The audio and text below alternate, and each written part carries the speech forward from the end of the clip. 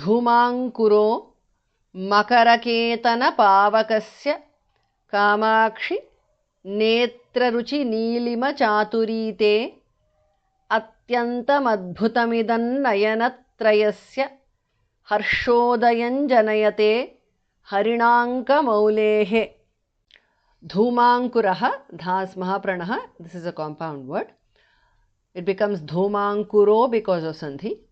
Makaraketana is a compound word. Kamakshi netraruchi nilima chaturi is a compound word. Te dhumānkuro makaraketana pavakasya kamakshi netraruchi nilima chaturi te atyantam adbhutam bhamah pranah atyantam adbhutam idam adbhutamidam nayanatrayasya is a compound word. So idan nayanatrayasya because of sandhi anuswara changes to nu there. Harshodayam is a compound word. Janayate harshodayam janayate because of sandhi. Harinanka maulehe is a compound word. Atyantam adbhutamidan nayanatrayasya हर्षोदयं जनयते हरिणाङ्कमौलेः.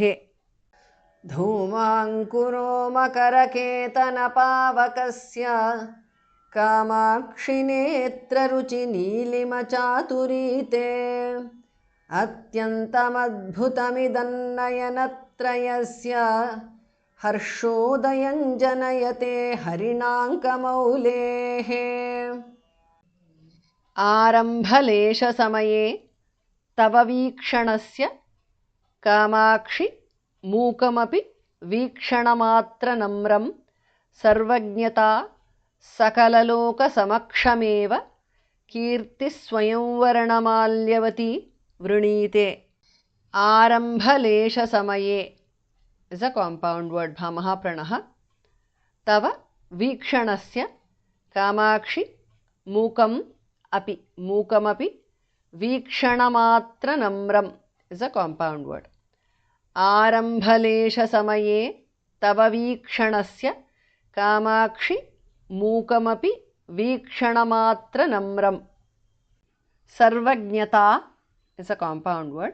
सकललोकसमक्षम् is a compound word. eva सकललोकसमक्षमेव कीर्तिस्वयंवरणमाल्यवती is a compound word. Vrinite sarvajnata sakalalokasamakshameva कीर्तिस्वयंवरणमाल्यवती वृणीते.